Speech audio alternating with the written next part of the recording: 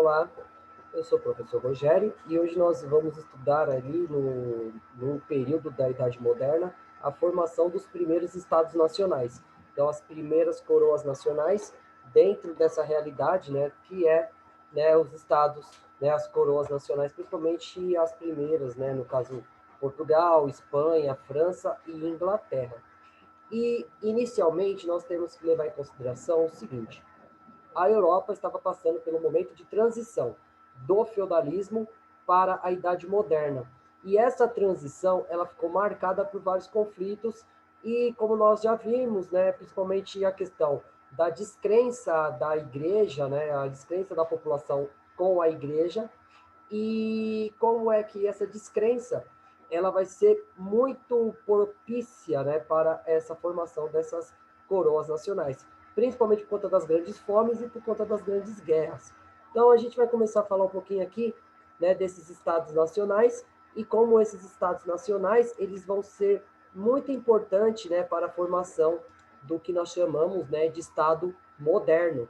Então, esse Estado moderno dentro, né, da sua dinâmica mais ampla.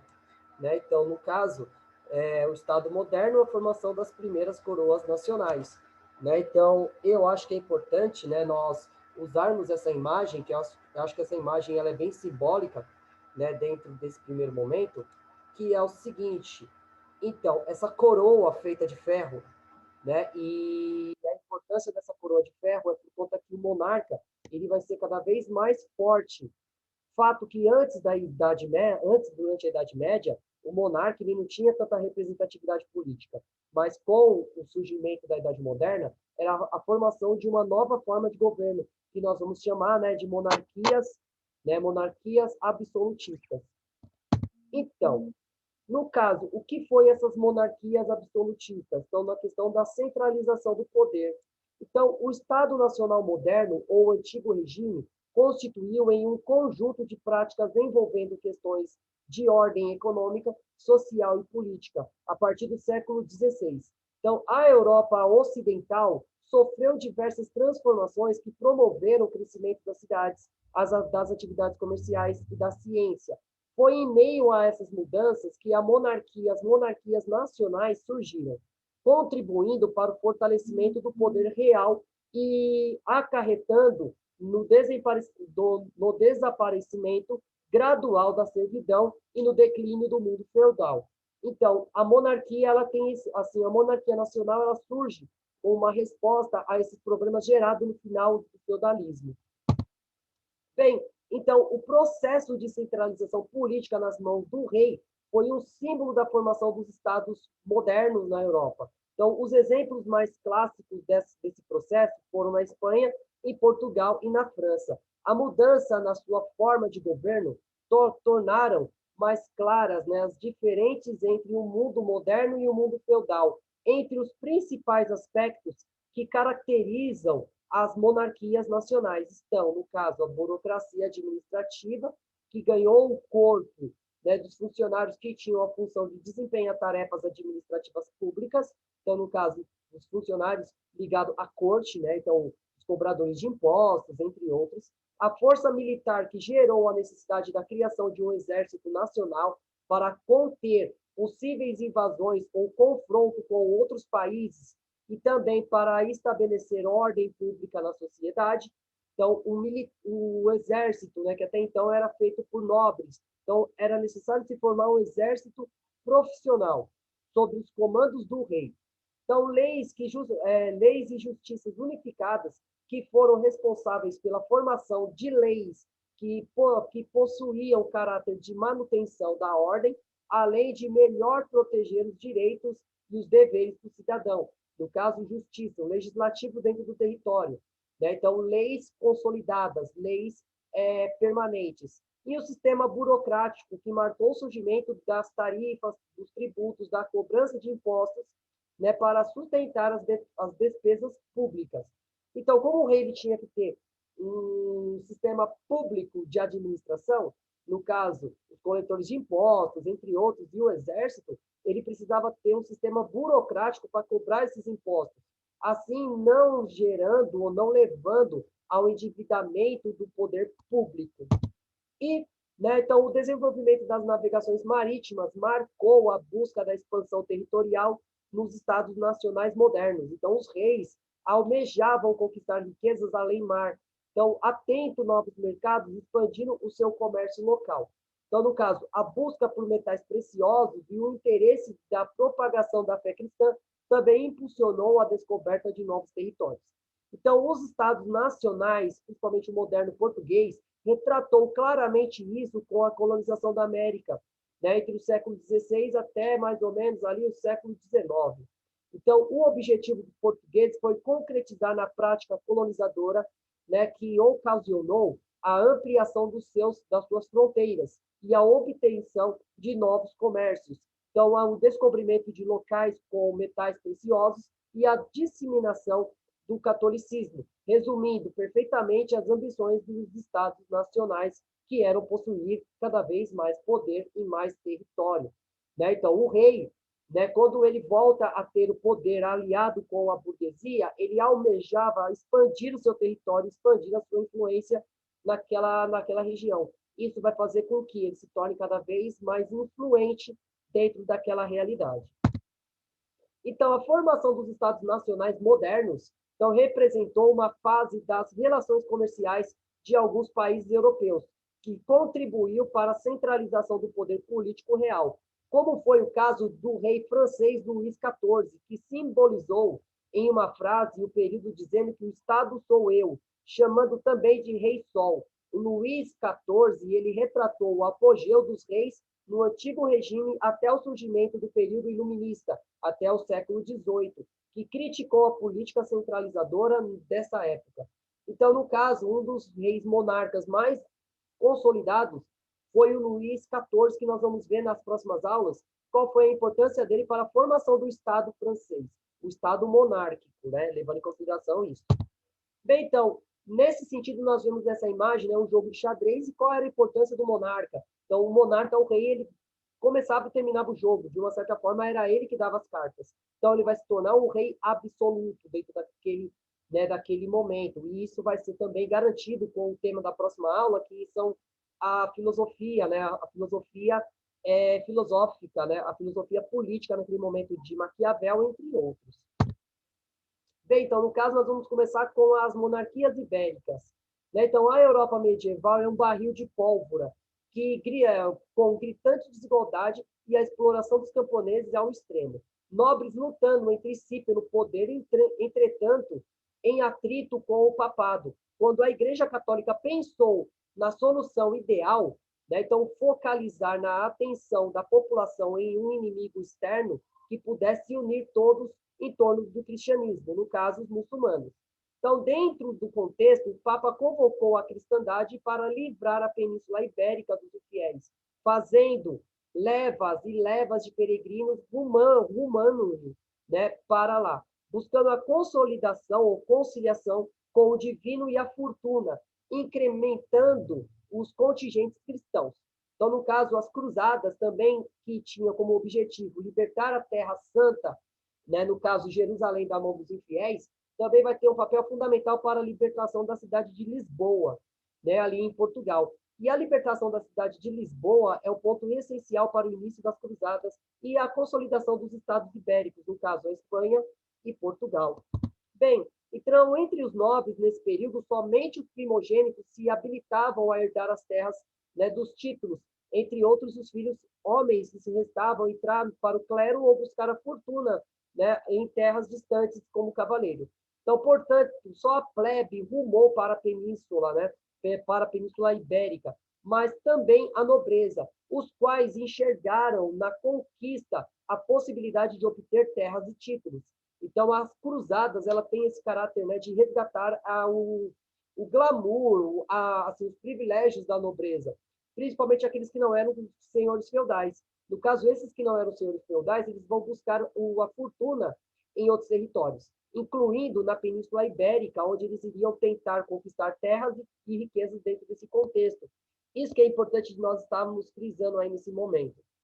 Bem, então aqui, né, nós temos um mapa mais ou menos como é que inicia-se essa conquista ou essa reconquista da Península Ibérica e como isso vai interferir na organização né, da formação das primeiras coroas nacionais. No caso, os francos, quando eles entram pelo norte da Península Ibérica, vão se formar a casa, né, de Leão, de Castilha, de Navarro e de Aragão, né, que vai ser o berço, né, da monarquia, assim, da formação da monarquia absolutista espanhola. Mas, de um lado, nós teremos alguns nobres, principalmente ali, da casa de Galícia e de Andaluz, que vai se formar ali o que nós chamamos de Condado de Portugal, que vai dar origem a Portugal. Bem, então a formação do Reino de Portugal, ele tem início, né? Então, desde 718, refugiando-se na súbita invasão muçulmana na Península Ibérica, um grupo de cristãos visigotos resistiu assim, acantonado, né, no norte da península, na região das montanhas da Astúria. Aí, liberado, né, pelo Pelágio, fundaram o reino da Astúria, iniciaram a conquista do território. Então, esse processo gradual originou o nascimento de um pequeno reino, que ia ser chamado, né, alargados, né, à medida que a conquista era bem sucedida. Assim nasceram o reino de Leão, de Navarra, de Aragão e de Castilha e de Galiza. Né? Então, em 1096, o rei Afonso VI entregou ao governo do Condado de Portucalense, né, formado em 868, entre os rios Minho e Douro. Então, o Henrique de Borgonha, pelo casamento com a sua filha Teresa de Leão, depois da morte do Dom Henrique, no caso, a Teresa, né, então a rainha Teresa, tentou alargar os seus domínios e obter autonomia, aliando-se à nobreza, né, galega contra os meios-irmãos Uruca, né, de Leão e Castilha. Então, em 1121, no caso, teve que recuar e negociar um tratado, mantendo-se o condado em um vassalo do rei de Leão. Então, nós temos todos esses interesses familiares dentro desse momento, que vai dar início à formação do reino, que vai ser mais tarde Portugal. Então, Teresa, ela exercerá a regência durante a menoridade do seu filho, Afonso Henrique, mas em 1122, os interesses de ambos chocaram-se, quando este se opôs à união galega-portuguesa. A oposição do favoritismo, né, de Teresa em relação ao nobre galego e a indiferença que os fidalgos eclesiásticos portucalenses originou a revolta que liderou Dom Afonso Henrique, armou-se cavaleiros e passou a viver em Coimbra. Em 1128, venceu a Batalha de São Mamede contra as forças de sua mãe. Então, Fernão Pérez Trava assumiu, então, o governo do condado e concentrou os esforços em uma negociações junto à Santa Sé para alcançar a autonomia do território. Simultaneamente, procurou alargar os seus domínios, conquistando território aos muçulmanos, enquanto lutava contra as forças de seus primos, no caso Afonso VII, de Leão e Castilha. Então, em 1139, depois de uma importante vitória contra os contingentes mouros na Batalha de Ouruque, né, então Dom Afonso Henriques, né, passa a intitular-se como portugueses em 1140, com o apoio de seus seguidores, né, nascia assim o Reino de Portugal, com a capital em Coimbra, iniciando-se a primeira dinastia. A independência de Portugal foi reconhecida por Leão e Castilha, né, no ano de 1143, pelo Tratado de Zamora, e ortogada a bula pontífice manifestada no Probutum, né, de 1179. E em 1147, com o apoio das cruzadas do norte na Europa, Afonso I de Portugal conquistou Lisboa. Com a pacificação interna, conseguiu a conquista aos mouros, empurrando a fronteira para o sul, desde a Leiria, né, ao Alentejo. Então, Portugal vai ganhando seu território com essa conquista e levando os mouros cada vez mais para o sul e devolvendo eles para a África. Bem, então considera-se que foi em 1211 que o rei Dom Afonso II de Portugal, a primeira vez que foram reunidas as cortes de Coimbra com representantes do clero e da nobreza. Então foram publicadas importantes leis para proteger os bens da coroa, garantir a liberdade e proibir os abusos dos funcionários régios.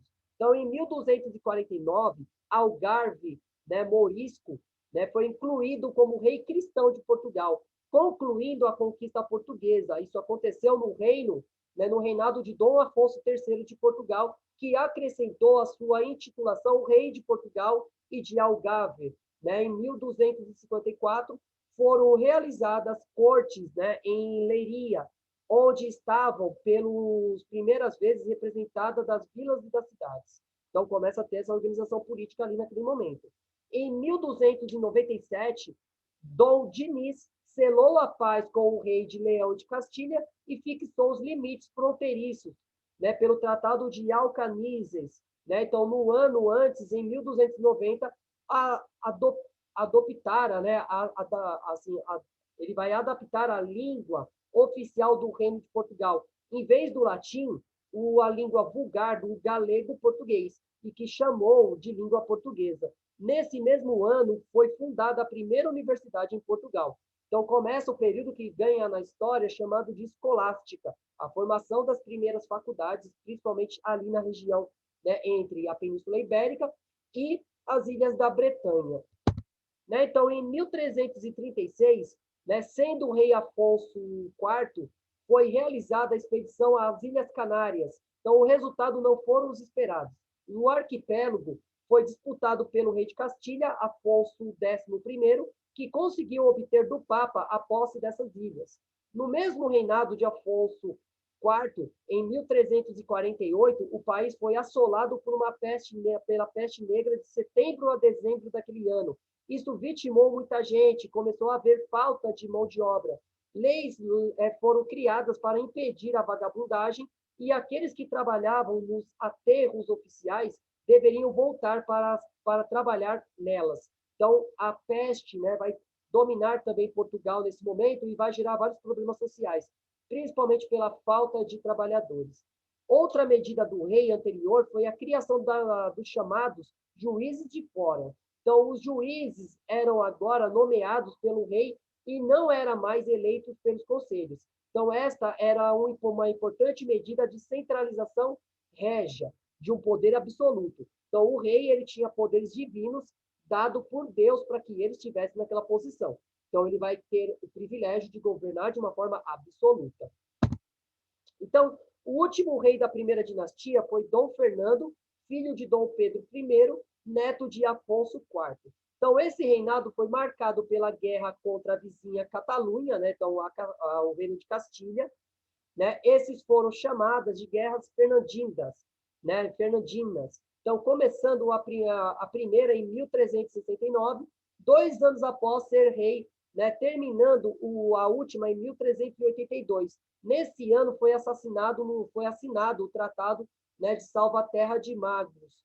Então, foi também um tempo de confusão religiosa causada pela grande cisma do Ocidente. Então, Portugal mudava ora para o Papa de Roma, ora para o Papa de Alvinhão. Né? Então, conforme a aliança. Então, quando a guerra estava por Roma, em paz, né, com Avignon. Então, no caso, a cisma da Igreja Católica com a Igreja Ortodoxa. Né? Isso vai gerar esse problema aí. Então, foi nesse reinado que foi criado a lei da cismaria, da doação de terra. Então, a muralha de Lisboa foi ampliada e melhorada, pois a cidade tinha crescido imenso desde o século XIII e era um importante centro comercial. Então, a cidade, no caso aí, né, a muralha de Lisboa a cidade de Lisboa vai se tornar o centro urbano do recém-reino chamado de Portugal. Bem, então aqui, né, nós temos, né, a representação do rei Henrique, né, um dos principais reis ali de Portugal, e como é que ele vai ter a sua grandeza dentro daquele momento. Bem, então a segunda dinastia, ela começa em 1369, que foi a dinastia de Aves, né, do reino Dom Fernando I. Travou a guerra Ferdinandas, né, contra as forças castelhanas, que reclamavam ser herdeiro do trono de Castilha. Mais tarde, no contexto da Guerra dos 100 Anos e a dívida com a Europa, o apoio da pretensão do João, né, Gante, duque de Lancaster, ao mesmo trono. Contudo, né, pouco antes de morrer, viu sua impopular, né, mulher Leonor Tales de Menezes negociar o casamento da sua filha Beatriz de Portugal com João I de Castilha, né, assim, planejando entregar-lhe o trono de Portugal. Após a morte de Dom Fernando I, sem herdeiros masculinos, a regência de Leonor Teles lançou o reino a um período de guerra civil e anarquia, com a parte significativa da população revoltada, né, a possibilidade da perda da sua independência. Então, durante a crise de 1383 a 1385, a rainha partilhava o governo com o nobre galego João Fernandes Andeiro, e a facção pela independência de seus opunha, né, era liderada pelo seu irmão Dom Fernando e o Dom João, mestre de Aves. Em dezembro de 1383, Dom João liderou uma revolta contra a rainha ao matar o Andeiro. Após a morte do conde, o povo de Lisboa aclamou, né, o regedor e o defensor do reino.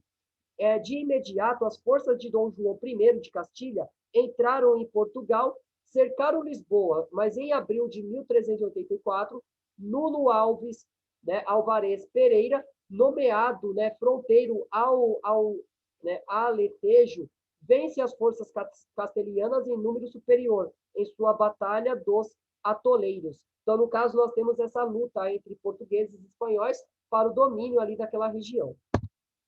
Então, em 1385, os castelhanos avançaram para tomar o reino de Portugal, convocaram-se, então, a corte de Coimbra em 1385.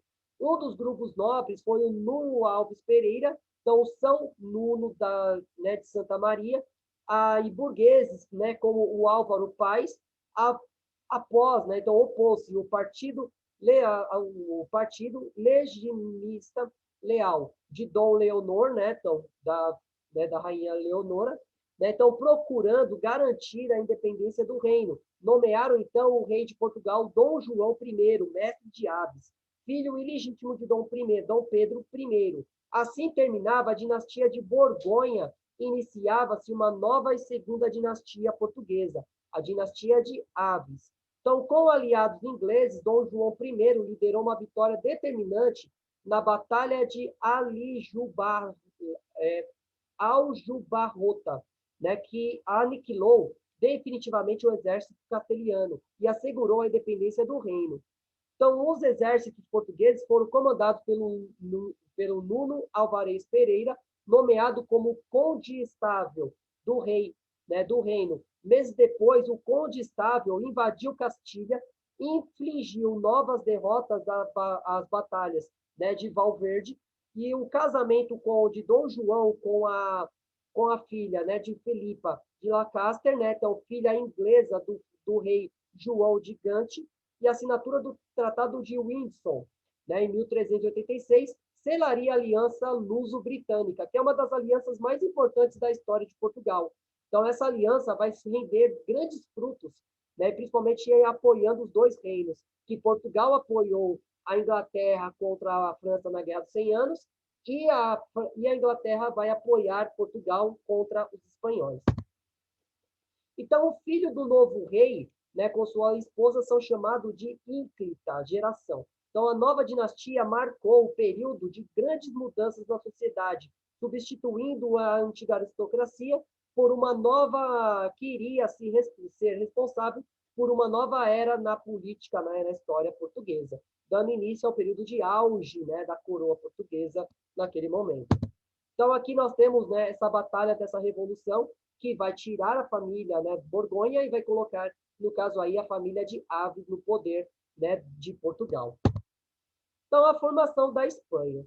Então, o avanço dos mouros não deu sem resistência. Então, os adeptos ao Islã estenderam seu território desde o sul da atual França, enquanto foram derrotados pelos francos, liderados pelo Carlos Martel em 732. Antes disso, porém, já havia esforços por parte do povo cristão para expandir o seu território para expulsar os muçulmanos na Península Ibérica. A primeira vitória contra os mouros dentro da península foi empreendida por Dom Palágio, o primeiro rei da Astúria, né, na Batalha de Cavadonga, em 722. Desde então, a medida das vitórias cristãs foram sucedidas, né, começaram a chegar vários cavaleiros europeus para ajudar os reis cristãos na sua sede de reconquista da Península Ibérica. Então, eram as primeiras cruzadas, como sinal do reconhecimento e o mérito pela ajuda aos reis cristãos, davam aos cruzados porções de terras, títulos e casamento com suas filhas, dos nobres locais, ou até mesmo o próprio rei, né, ficavam, né, de uma certa forma, né, dever gerir o território, lutar contra os mouros e prestar vassalagem ao seu rei. Então, no caso, o estímulo, né, dos cavaleiros em invadir e expulsar os mouros, né, da terra da Península Ibérica, ela é bem importante para a formação daquele território. Bem, então isso veio fazer com que a reconquista não fosse exatamente uma cooperação entre reis cristãos contra os mouros, pois, na realidade, os reinos cristãos do norte da Península Ibérica guerreavam uns contra os outros, na luta pelo poder e a sucessão do trono, e até mesmo pela independência. Muitos condatos tentaram sua independência, mas só o condato de Portugal, né, Portugal, e de Castilhas conseguiram esse auge, esse poder. Então, tornando-se mais tarde o Reino de Portugal e o Reino de Castilha, entre outros, tanto contra os muçulmanos. Então, os dois principais reinos cristãos eram o reino da Astúria, sediado em Oviedo, né, e Navarra, com as derrotas do Omíadas, né, foi criado o Reino de Leão em 913. E Sancho III de Navarra pôs o filho Fernando na liderança de Castilha. Então, ele conseguiu unir Navarra, Galícia, Astúria e Leão sobre a sua liderança. Com a morte de Fernando, o reino foi dividido entre os filhos Afonso, Sancho e Garcia. Então, Garcia nunca chegou ao poder. Afonso foi exilado após tentar tomar o poder de Sancho, após a morte de Sancho II. Afonso retornou ao trono de Castilha. Então, existia essa guerra civil entre os seus próprios irmãos por conta do poder. Isso é uma questão, né, que vai, né, fazer a marca da criação da Espanha.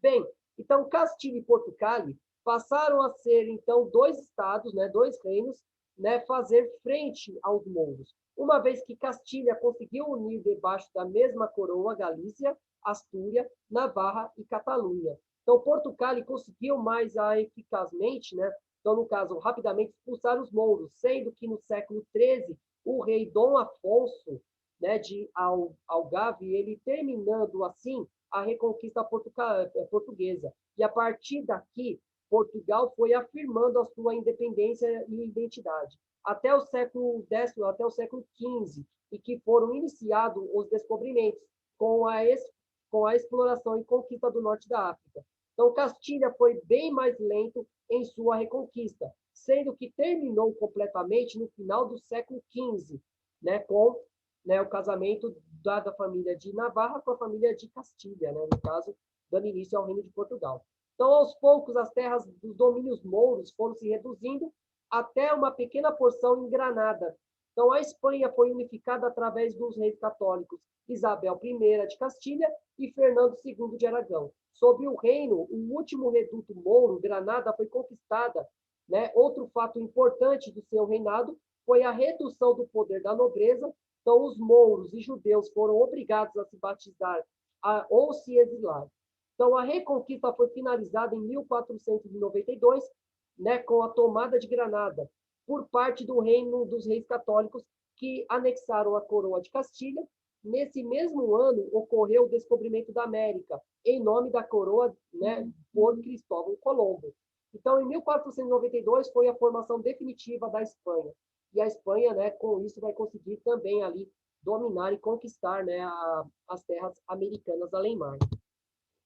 Então, aqui nós temos, né, essa formação, assim, o presente, né, entre esses reis, e como é que esses reis eles vão negociar ali a paz e a guerra nesse momento, chegando até a formação e a vitória, né, dos reis Isabel, né, e Fernando, né, de Castilha, formando o Estado espanhol. Bem, então, a formação da coroa francesa. Então, ele começa lá durante a Idade Média, né, com a dinastia Capetíndia. Então, o Hugo de Capeto, né, então, Duque da França, aparece como salvador do reino quando ele rechaça o imperador alemão Otto II, que acabava de derrotar o rei carolíngio Lotório e havia tomado, né, Montmartre. Em 985 morre Lotório E em 987, Luís XV, né, Luís V, último carolíngio, o Hugo de Capeto é eleito rei pela nobreza, reunindo, né, Salins, senhor unicamente, né, dos pequenos territórios próximo de Paris. Então, o Hugo de Capeto tem que lutar contra os vassalos e muitos mais poderosos que ele, pois isso o classifica, né, a pergunta do conde Alberto: quem te fez rei? Então, no caso, ele vai, né, de uma certa forma, lutar por esse poder, mas ele não era reconhecido pela nobreza francesa, né, pela nobreza da França. Então, o Hugo de Capeto, ele sagrou seu filho ainda em vida para garantir o princípio da dinastia. Apesar de todos os esforços, depois do divórcio de Luís, né, VII e Leonor de Aquitânia, a enorme herança do meridional recai sobre a dinastia anglo-agevia. Né? Então, o reino de Capeto é novamente reduzido a um domínio medíocre, rodeado por toda parte pelos principados mais vastos e mais sólidos. Então, ali começa a unificação da França. Né? Então, o Capeto, né, ele vai tentar lutar, mas ele vai ser rapidamente derrotado, mas depois seus filhos vão dar continuidade a essas batalhas. Então, o Hugo de Capeto ele teve 3 sucessores, então o Roberto II, o Henrique I e o Felipe I. Então, portanto, só dominaram uma pequena área em torno de Paris. No entanto, os Capetos contam com o apoio da igreja e a nascente burguesia da sua própria energia. Então, no caso, né, no século XII, Luís VI, o Gordo, e o Luís VII, o Jovem, expandiram esses domínios e fortaleceram, né, o seu poder diante dos senhores feudais ali da região. Um forte despertar religioso, econômico, né, e urbano a constituição da burguesia e o desenvolvimento cultural e artístico. A passagem da arte românica para a arte gótica marcaram esses reinados, apesar da ameaça dos reis da Inglaterra, né, no caso da Plantagenetas. Então, no caso, né, de que os ingleses cobravam também a garantia do reino, né, do trono francês. Bem, então, o Felipe II da França, o Felipe Augusto, então, utiliza todos os recursos possíveis para alcançar o seu objetivo. Há uniões matrimoniais, negociações e guerra. Então, ele consegue desmantelar para o seu proveito os reinos, né, de Flandres e de Champagne, né, e dirigir brilhantemente a guerra contra os ingleses, que pretendiam claramente apossar-se do reino francês a partir de suas sólidas bases meridionais. Então, Felipe aproveita a captura de Ricardo I em regresso de uma cruzada para fazer com que o irmão rei inglês e o príncipe João Sem Terra implementasse, né, impaciente para reinar, cedesse algumas terras da Normandia e de Tourone, né, para esse rei, né, o Felipe II. Então, com a volta do Ricardo em 1194, os dois soberanos se enfrentaram violentamente na batalha que terminaram com a morte súbita de Ricardo. Então, a tarefa será mais fácil para João Sem Terra, que o caráter estável, então, esse recusa comparecer à corte da França para responder, né, o principado, casamento com Isabel de Angoulême. Então, assim, prometida a Hugo X, né, de Lusignan. Então, a administração de todas as terras vassalas traidoras da Antorgada, né, de Felipe, então, seu senhor feudal. Então, no caso, estes últimos retira do João o domínio da Normandia, né, daquelas terras conquistadas pelo acordo com o João Sem Terra. Então, Felipe, né, Augusto, que é o primeiro que consegue, né, a pirâmide feudal, ele consegue se tornar rei. Em 1202, o Papa Inocêncio II proclama o rei da França, não reconhece nenhum superior no mundo secular. Isso se refere especialmente à presunção dos imperadores alemães. Então, é um imperador em um seu reino. Então, Felipe Augusto conferiu à monarquia um caráter nacional, enfrentando a coalizão formada pela Inglaterra, Flandres e o Império Sacro Germânico, no caso a vitória, né, ali em Bovienne, em 1214. Né, então nós temos, né, essa imagem, né, do rei Hugo Capeto ali naquele momento quando ele toma o poder. Bem, então a Guerra dos 100 Anos ela que vai consolidar o reino francês. Então o rei inglês Eduardo III em 1137, reivindicou a condição de herdeiro do trono francês por ser neto de Felipe IV, como filho de Isabel da França. Então, levou os dois reinos a entrarem em conflito, inicialmente a Guerra dos 100 Anos, de 1337 a 1453.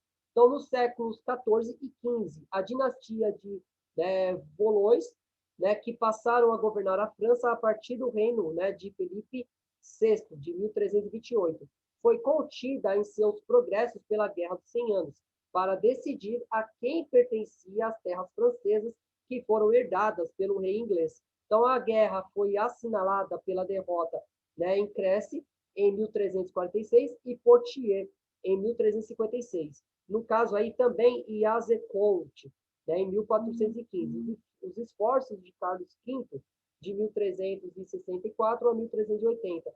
Prudente administrador, ajudado pelo Du Guesclin, não conseguiram expulsar completamente os ingleses da França. Então, a segunda metade do século XIV foi o período marcado por várias manifestações e mal-estar social na França. Como a economia deprimida e os custos da guerra continuaram a avolumar dentro daquele território, então, durante esse período, os Estados Gerais, convocados pela primeira vez pelo Felipe V, conseguiam um grande poder. Então, no caso, o que é esse Estado? Então, a convocação dos 3 Estados, os Estados Gerais. É quando se convoca os participantes de todas as classes sociais francesas para decidir questões que o rei mesmo não conseguiria fazer por conta própria. Então, durante o reinado de Carlos VI, de 1380 a 1422, o rei inglês Henrique V invadiu a França, derrotou o exército francês na batalha de Azincourt, e tomou o controle da maior parte da França do norte de Lorraine.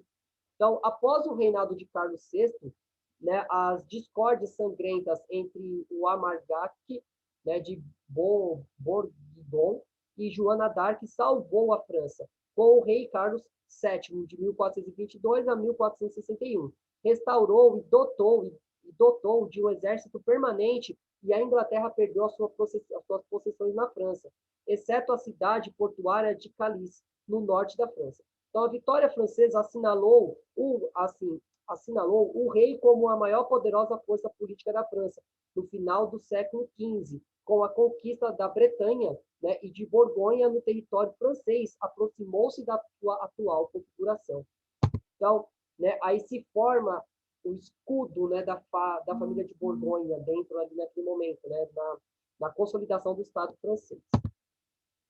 Então, a dinastia de Bourbon, ela começa com Carlos VII, o Luís XI, em 1461 a 1483. Inimigo implacável dos grandes vassalos, consolidou-se a autoridade real e pôs fim ao poderio do Ducado de Borgonha, então Carlos, o Temerário, e utilizou as receitas reais para proteger e facilitar e estimular o desenvolvimento econômico.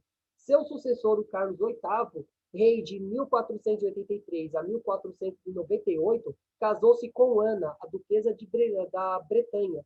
Graças a esse casamento, o último principado feudal independente incorporou a coroa francesa. Então, Carlos VIII, entretanto, comprometeu a França com a Guerra da Itália, que prosseguiram sob o Luís XII, de 1498 a 1515, e sob Francisco I, de 1515 a 1547. Foi durante o reinado do Francisco I que houve a primeira tentativa dos franceses em constituírem um império colonial na América, invadindo o território ocupado pelos portugueses e espanhóis, porém não tiveram sucesso devido à vigilância dos mesmos. Então, a dinastia de Bourbon, ela tem essa missão de consolidar o Império Francês. Então, no século XV, a França havia superado as divisões territoriais de seu passado feudal e virou uma monarquia nacional, que incorporava a maioria dos territórios compreendidos entre os Pirineus e o Canal da Mancha. Na metade do século seguinte, a paz interna e o crescimento da economia elevaram as posições sociais de grandes comerciantes, dos banqueiros sobre os cobradores de impostos, enquanto a nobreza, independente das receitas fixas e com as dívidas em aumento, viu como a inflação ameaçava seu poder econômico.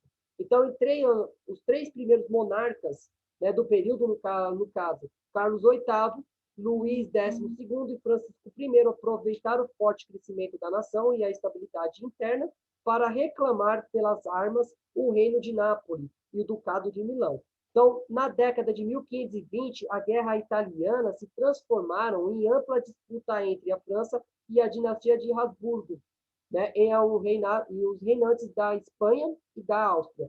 E o confronto continuou, né, de forma intermitente durante um século e meio. As guerras italianas, né, terminaram com a paz, né, no caso de Cateu, né, de Cabris, em 1559, negociada pelo filho de Francisco I, o Henrique II, que deu a consolidação das fronteiras da França. Então, o aumento da população sem correspondente, o aumento da produção e a inflação monetária levaram a maioria do povo à pobreza.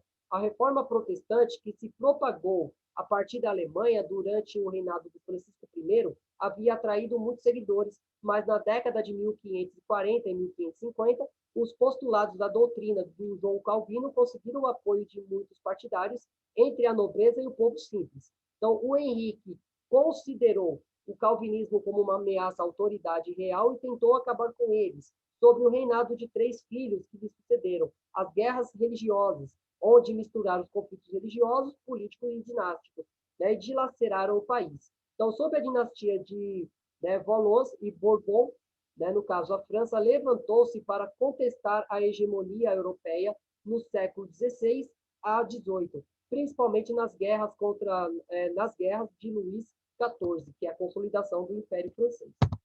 Então, o último, né, Valoso, Francisco II, de 1559 a 1560, Carlos IX, de 1560 a 1574, e o Henrique III, de 1574 a 1589. Então, governaram sem autoridade em um reino assolado pela discórdia civil. Então, no caso, o século XVI foi marcado por inúmeras guerras civis com carris religiosos, então provocados uma expansão do protestantismo na França. E em 1584, o Henrique de Navarra, descendente de Luís IX, é chefe de huguenotes, né, então o nome que receberam dos protestantes franceses, passou a ser herdeiro do trono, ao qual ascendeu o nome de Henrique IV, de 1589 a 1610, estabelecendo a dinastia de Bourbon no trono francês. Só o Henrique IV, que acabaria por se converter ao catolicismo em 1594, foi possível pôr um fim no conflito religioso, né, pelo Edito de Nantes, né, então em 1589, que garantia a liberdade de consciência, restabeleceu a paz religiosa na França e ajudado por, né, Sully, né, desenvolveu a prosperidade material e restaurou a autoridade real na França. Então, aqui nós temos um quadro representando esse momento, né? Representando esse momento onde os Bourbons eles ganham a guerra e conseguem consolidar o reino francês. Bem, e a formação da última coroa, que é a coroa inglesa. Então, a Inglaterra é o território mais extenso e mais povoado do Reino Unido, habitada por povos celtas desde o século X a.C. Então, a Inglaterra foi colonizada pelos romanos de 43 depois de Cristo e o princípio do século XV, ou século V. A partir de então, começou as invasões em série dos povos germânicos, então os ângulos, os saxões e os jutos. Então, que foram expulsando os celtas, né, parcialmente romanizados, até Gales, a Escócia, né, no caso, a Cornunha e a Bretanha francesa. Então, no século X, depois de resistir a uma série de ataques, né, dos vikings, unificou-se politicamente depois da ascensão de James VI, da Escócia, ao trono da Inglaterra em 1603, e a anexação da Escócia, né, pela Inglaterra em 1707. Resulta mais apropriadamente diferenciar a história da Inglaterra do resto da Grã-Bretanha. Então, a unificação da Inglaterra. Então, o Alfredo morreu em 899 e foi sucedido pelo seu filho Eduardo Velho. Então, Eduardo, o seu cunhado Eteuraldo, né, a partir que sobrou, né, da Mércia, iniciou o programa de expansão de construção de fortalezas na cidade no modelo alfrediano, né, com a morte, né, de Euteraldo, sua esposa Etelfreuda, né, irmã de Eduardo, governou, né, como senhora, né, dos Mercianos e continuou a sua expansão. Né? Parece que o Eduardo teve seus filhos, Eteutauno, né, criado pela corte de Mércia. E com a morte de Eduardo, né, ele sucedeu ao trono de Mércia e depois algumas incertezas em, né, Rechen. Então, no caso, o Eteustauno, né, então, continuou a expansão de seu pai e de sua tia. Foi o primeiro rei a alcançar a regência direta, né, que né, consideramos hoje a Inglaterra. O título, né, de atribuído a ele, ao documento e moedas, né, sugerem o domínio ainda mais amplo. Então, sua expansão despertou o mal-estar entre os grupos dos reinos da Grã-Bretanha, em função disto. Então, ele derrotou o exército combinado dos escoceses e dos vikings na batalha, né, de Brunabun. Então, no entretanto, a unificação da Inglaterra não era uma certeza. Sobre o governo dos seus sucessores, então, o Edmundo e o Edrado, os reis ingleses, repartidamente, perderam a reconquista do controle, né, de Northumbria. No entanto, o Edgar, que governou o mesmo território né, de Eteustano, né, consolidou o seu reino, que se manteve unido posteriormente. Então, no caso, né, o Edgar aí, que ele vai ter um papel muito importante nessa unificação. Então, a Inglaterra pelos normandos. Então, houve novos ataques escandinavos na Inglaterra no século X. Então, o Eteobaldo, né, teve um longo reinado, mas, por fim, acabou perdendo o seu reino, né, para o Sueno I da Dinamarca, recuperado após a morte desde o último. Então, no entretanto, o filho de Eteobaldo, o Edmundo II, morreu pouco depois, permitindo a Canuto o Grande, o filho de Sueno, tornar-se rei da Inglaterra. Sob seu governo, o reino tomou o centro do governo e um império que também incluía a Dinamarca e a Noruega. Então, Canuto foi sucedido pelo seu filho, mas em 1042 a dinastia nativa foi restaurada com a ascensão de Eduardo, o Confessor. Então, a falha, né, de Eduardo em produzir um herdeiro gerou conflitos violentos na sucessão do reino e sua morte em 1066 e sua luta por poder contra o Godiano, né, de Brecht, né, então reivindicação dos sucessores escandinavos no Canuto e as ambições dos normandos a quem Eduardo introduziu as questões políticas inglesas por reforçar a sua própria posição. Então, motivaram todos os, né, a competir pelo controle do reino de Eduardo. Então, começa a ter essa guerra civil quando os normandos começam a perder o seu poder. Então, o Araldo tornou-se rei, né, muito provavelmente nomeado por Eduardo Confessor em seu leito de morte, e endossado, né, pelo Guilherme II da Normandia.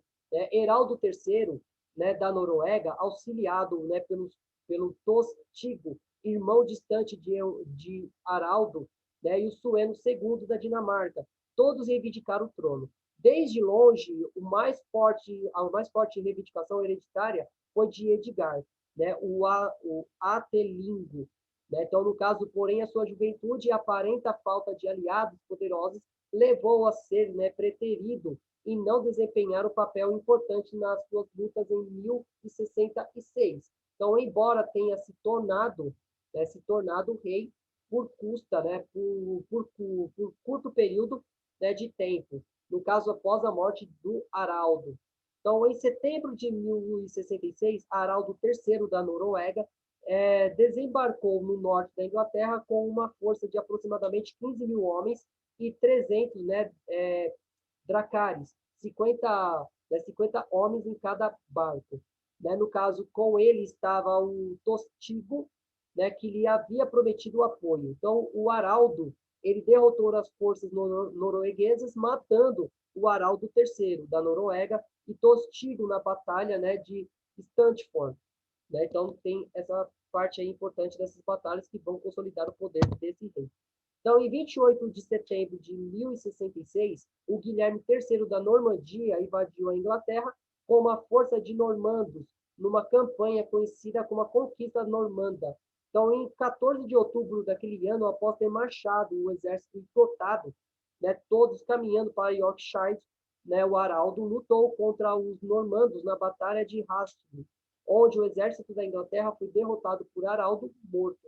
Né? Então, nova oposição de Guilherme em apoio a Edgar, o antiligo logo sucumbiu e Guilherme foi coroado rei no Natal de 1066. Nos 5 anos seguintes, ele enfrentou uma série de rebeliões inglesas em várias partes do país e uma invasão dinamarquesa, hesitante, né? Mas ele foi capaz de reprimir toda a resistência e estabelecer um governo duradouro. Então, aqui nós temos uma pedra em homenagem a essa guerra normanda. Tanto é que nós conseguimos ver a representação de um dragão ali no meio. Então, a Inglaterra normanda, então a conquista, né, da Normandia levou a uma mudança radical na história do Estado inglês. Então, o Guilherme ordenou a compilação, né, do caso, né, de Domesday Book, uma pesquisa que todas as populações de sua terra as propriedades para fim da tributação, que revela que, dentre 20 anos da conquista, a classe dominante inglesa tinha sido quase completamente, né, desapossada e substituída por proprietários normandos, que também, né, monopolizaram todos os altos cargos do governo e da igreja. Então, o Guilherme e seus nobres falavam, né, em conduzir a corte francesa normanda na Inglaterra, bem como a Normandia. O uso da língua anglo-normanda pelos aristocratas resistiu há séculos, né, e deixou uma marca indelível no quadril dos ingleses modernos. Então, no caso, essa língua, né, até os dias de hoje. Então, a Idade Média inglesa foi caracterizada pelas guerras civis, guerras internacionais, insurreições ocasionais, e isso intriga as políticas generalizadas entre a aristocracia e a monarquia. Então, a Inglaterra era mais do que um país, né, no caso, autossuficiente de cereais, produtos laticínios, né, lácteos, e carne bovina e carneiro. Então, a economia internacional dos países eram baseadas pelo comércio de lã, onde a produção das pastagens de carneiros do norte da Inglaterra era exposta para a cidade têxtil de Flandres, onde era transformada em tecido. Então, a política externa medieval estava mais moldada para as relações industriais têxteis flamengas do que as aventureiras dinásticas no oeste da França. Então, essas indústrias, né, têxteis inglesas foi implantada no século XV, fornecendo a base para a rápida acumulação de capital, né, dentro desse contexto.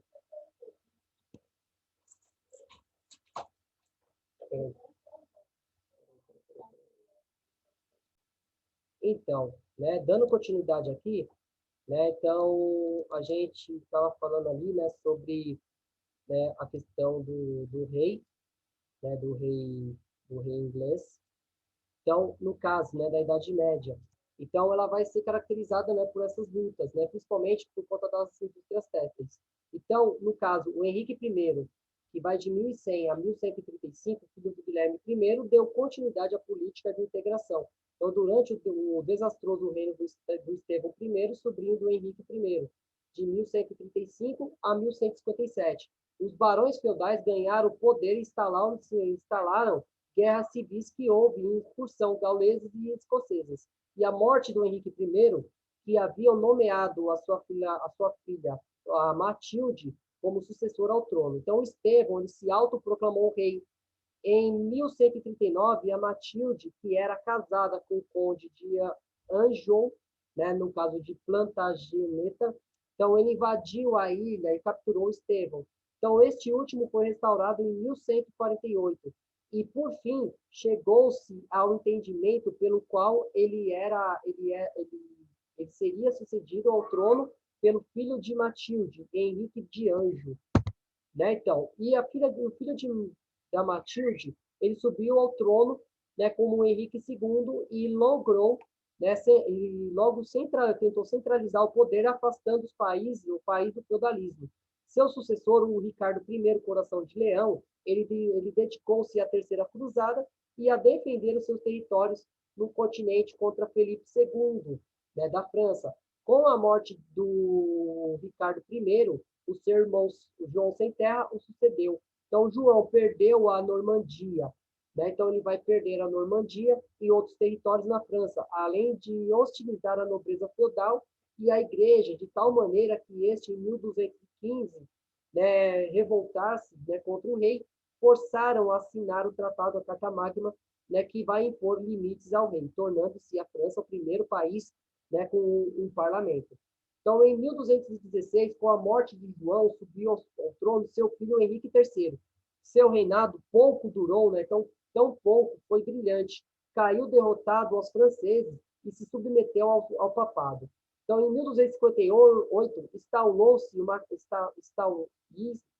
instalou-se uma crise entre Henrique III e a nobreza inglesa, né, qual forçou o rei a reafirmar o termo da Carta Magna, né, no caso, né, jurar a chamada, né, no caso, a disposição de Oxford, que entregava o governo do país ao conselho de 15 integrantes, que previa ao parlamento se reunir 3 vezes ao ano. Então, o Henrique III, ele tratou de anular o acordo com a ajuda do Papa, mas não foi capaz de submeter a nobreza, e que conduziu a uma guerra civil. E em 1264, Simão V, de Montfort, fez prisioneiro o Henrique III. Então, o poder ficou, a princípio, nas mãos, né, de Montfort, né, que exerceu a sua forte ditadura de 1275, né, iniciou um novo governo pelo parlamento. E em 1265, Montfort, né, foi derrotado e morto pelo príncipe herdeiro Eduardo, que depois vai se chamar Henrique III. Foi o restaurador e dissolveu o parlamento. Então, o Eduardo I, de 1272 a 1307, ele promulgou a lei que restringia o poder do governo e convocou o primeiro parlamento oficialmente reconhecido. Conquistou o país de Gales e provocou, né, no caso, e procurou ganhar o controle da Escócia.